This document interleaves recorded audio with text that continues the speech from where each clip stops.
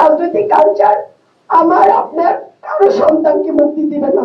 তা আপনাদের কাছে অনুরোধ, এই রাজনৈতিক কালচারের যারা এই রাজনৈতিক কালচার নিয়ে এসছে তাদেরকে আপনারা প্রতিহত করেন। আমি পাশে বসে আঙ্কেলের সাথে একটু কথা বলছিলাম, তো আমার ভেতরটা এত ভারী হয়ে গেছে যে দুটো শব্দ বলার মতো অবস্থা আমার নেই। দেখলাম মানুষ যখন স্ট্রেসে থাকে, কষ্টে থাকে, তখন বারবার হাত এরকম ইয়ে করে। তো উনি দেখলাম যে ওনার হাতে একটা ইনহেলার এবং উনি হাতটা বারবার খুব একটা অস্থির মানে অনুভূতি, এটা আমি বুঝতে পারছিলাম। আমি এই যে 24-এ এতগুলো মানুষ জীবন হারা হলো, এতগুলো মা বাবা পিতৃহারা হলো, এটার বিনিময়ের কথা ছিল এখন রাষ্ট্রটা এমন সুন্দর একটা রাষ্ট্র হবে যেখানে আর কোনো পিতা মাতাকে আর কোনো বোনকে ভাই হারা না হতে হয়।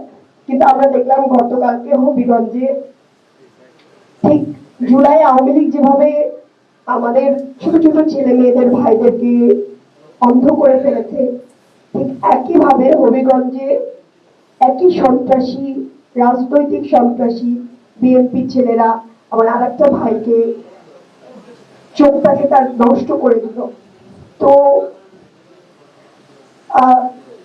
ওনার পাশে দাঁড়ায় আসলে আমি ওইটাই ভাবছিলাম যে আমরা যে পরিবর্তনটা চেয়েছিলাম, যে পরিবর্তনের আশায় ঘর সংসার, ঘর ছাড়াই আমরা যতই বলি এই যে কতদিন ধরে আমরা ঘর ছাড়া পথে পথে ঘুরি, মানুষের দ্বারে দ্বারে যাই, যে সংস্কারের কথা বলি, বিচারের কথা বলি, তো এই জায়গাটায় যে পরিবর্তনের আশায় আমরা একটা সরকার এসছে বাংলাদেশে, সেটা হলো না।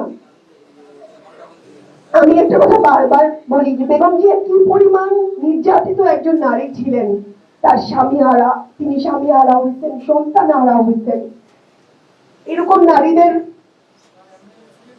একজন ছেলে, এরকম একজন নারীর ছেলে তিনি আজকে সরকার গঠন করেছেন এবং এইরকম সন্তান হারা পিতা বোন তাদের রক্তের উপরে দাঁড়িয়েই সরকার গঠন করেছে। কিন্তু আজকে তার সন্ত্রাসী দল আবারও ছেলে মেয়েদের, সে যে দলেরই ছেলে হোক, যে কারণেই হোক, আবারও এমন একটা রাজনৈতিক সংস্কৃতি তৈরি করছে যেখানে আপনার আমাদের সবার ছেলে মেয়েরা আবারও তারা ঝুঁকিতে পড়ছে। আজকে এমন রাজনৈতিক সংস্কৃতি চালু হয়েছে যে আমি জানি না যে আমি আমার সন্তানকে বাসায় রেখে এখানে এসেছি, আমার বাচ্চাটা নিরাপদে থাকবে কিনা, সেই নিরাপত্তা এই সরকার দিতে পারে না। তো আমি অনেক কড়া কড়া বক্তব্য দেই, অনেক কথা বলি, কিন্তু এই জায়গায় দাঁড়িয়ে আমার মনে হচ্ছে যে ওনাদেরও ভাবা উচিত, ওনাদের ভাবার সময় এসছে যে সরকারের জন্য, যে সংস্কারের জন্য আমরা লড়াই করেছি, যে গণভোটের কথা আমরা বারবার বলেছি, আমরা শুধু চাই এই রাজনৈতিক সংস্কৃতিটা বদলে যাক, আমাদের ভাইয়েরা আর জীবন না দেখ।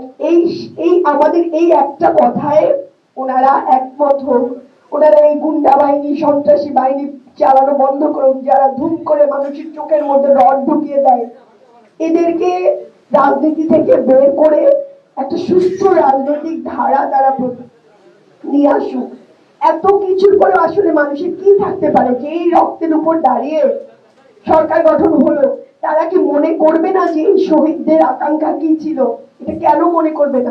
কিসের এত কি লাগে মানুষের? একটা মানুষের বাঁচতে গেলে ওনাদের এমপিরা কোটি কোটি টাকা বিভিন্ন জায়গায় বরাদ্দ নেয়, কত লাগে মানুষের।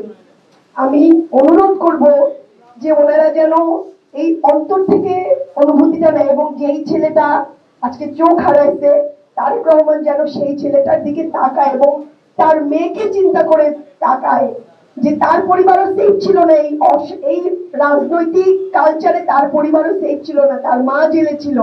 এই রাজনৈতিক কালচার ভালো কিছু নিয়ে আসবে না। এই রাজনৈতিক কালচার আমার আপনার কারো সন্তানকে মুক্তি দিবে না। তা আপনাদের কাছে অনুরোধ, এই রাজনৈতিক কালচারের যারা এই রাজনৈতিক কালচার নিয়ে এসছে তাদেরকে আপনারা প্রতিহত করেন এবং তাদেরকে স্পেস দিয়ে না এবং এনসিপির পাশে থাকেন আপনারা। আমরা আপনাদেরকে সেই রাজনৈতিক কালচারটা দিতে চাই যেটার মধ্যে কেউ কারো সন্তানকে হত্যা করে না, কেউ কারো চোখ গলিয়ে দেয় না রড দিয়ে।